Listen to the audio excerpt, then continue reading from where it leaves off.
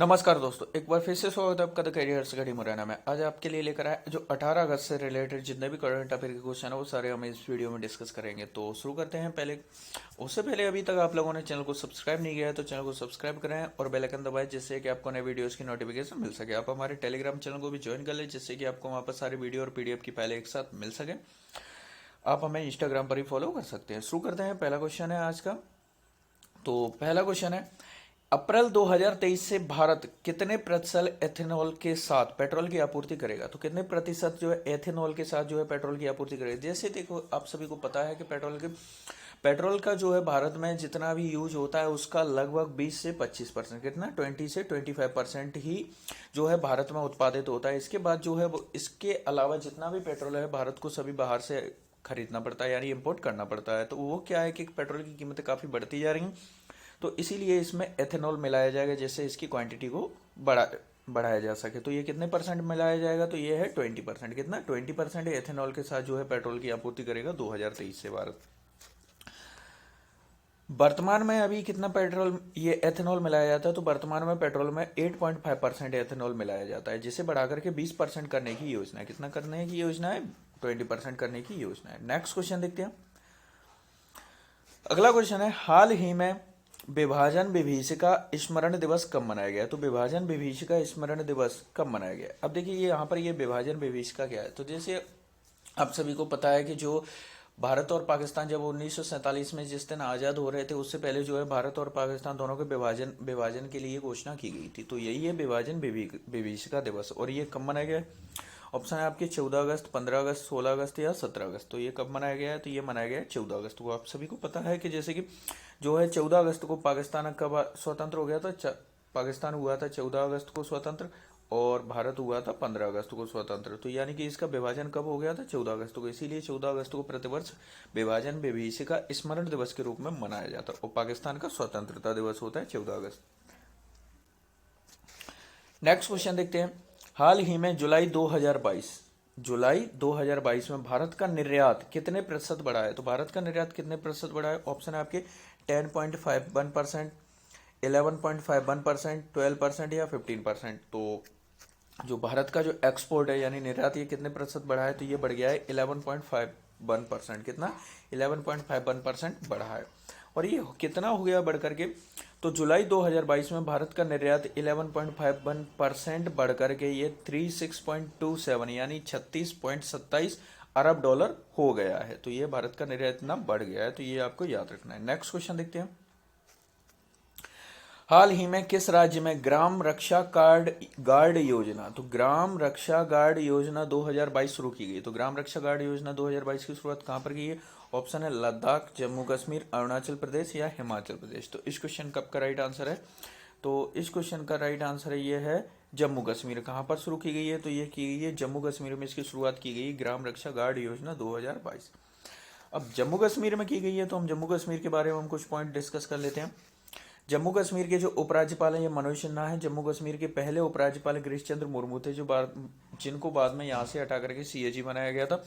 डल झील पर पहला तैरता हुआ एटीएम जम्मू कश्मीर में लगाया गया। और भारत की बात की जाए, भारत में पहला तैरता हुआ एटीएम केरल में लगाया गया था। ग्रामीण महिलाओं के लिए साथी योजना की शुरुआत की गई। लग्जरी बस बोट सेवा की शुरुआत जम्मू कश्मीर में की गई है। जम्मू कश्मीर का जो ब्लो क्रिकेट बैट है जिसको जीआई टैग दिया गया है। कारीगर और बुनकरों के लिए कारखानदार योजना शुरू की गई। नेशनल पार्क की बात की जाए तो यहाँ पर डेची गांव नेशनल पार्क और किश्तवाड़ नेशनल पार्क ये जम्मू कश्मीर में स्थित है। नेक्स्ट क्वेश्चन देखते हैं।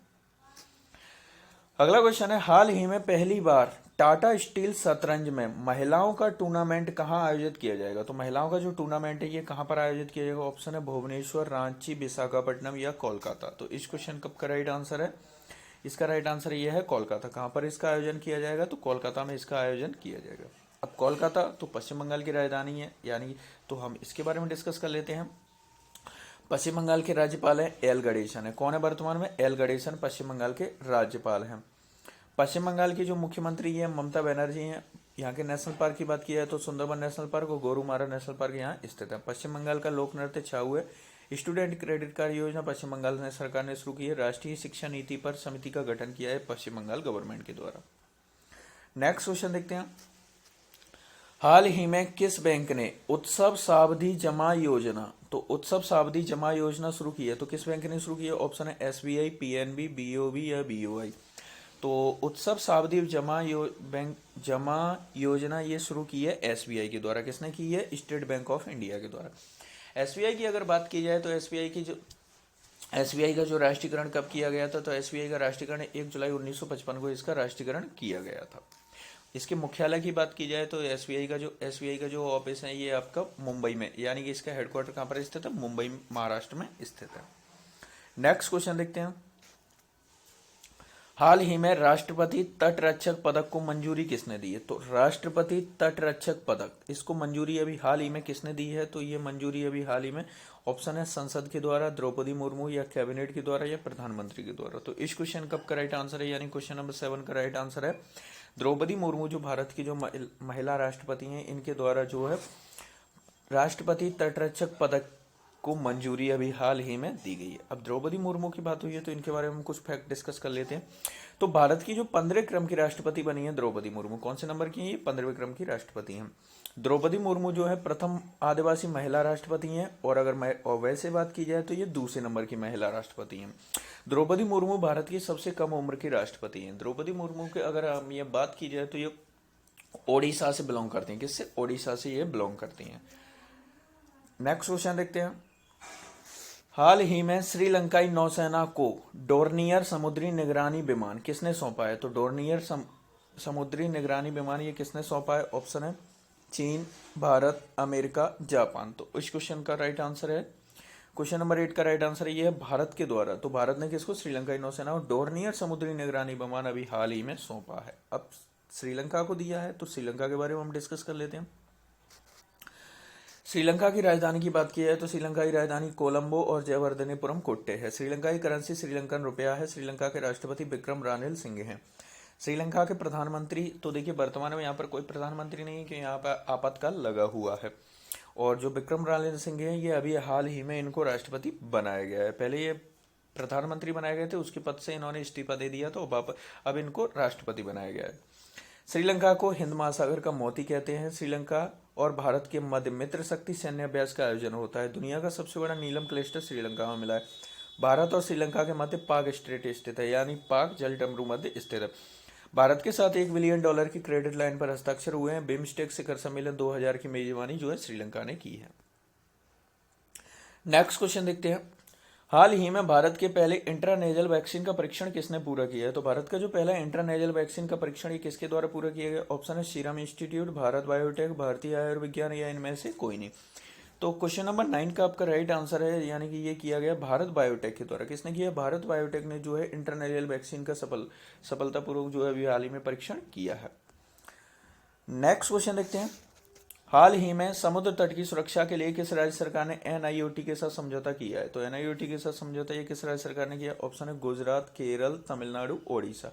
तो क्वेश्चन नंबर 10 का राइट आंसर क्या है? तो क्वेश्चन नंबर 10 का राइट आंसर ये है ओडिशा के द्वारा जो है एक समझौता किया गया। अब ओडिशा की बात हुई है तो हम ओडिशा के बारे में डिस्कस कर लेते हैं। ओडिशा के जो राज्यपाल हैं ये गणेशी लाल है। ओडिशा के मुख्यमंत्री नवीन पटनायक हैं। ओडिशा के मुख्य न्यायाधीश एस मुरलीधर हैं। सिमलीपाल नेशनल पार्क ओडिशा में स्थित है। आपदा प्रबंधन को अनिवार्य विषय घोषित करने वाला जो ओडिशा भारत का पहला राज्य है। ओडिशा का जो है स्थापना दिवस ये 1 अप्रैल को मनाया जाता है। नुआखाई उत्सव ओडिशा में मनाया जाता है। प्रथम आदिवासी मुख्यमंत्री जो ओडिशा के जो प्रथम आदिवासी मुख्यमंत्री थे हेमानंद बिस्वाल, इनका भी कुछ ही समय पहले इनका निधन हुआ था।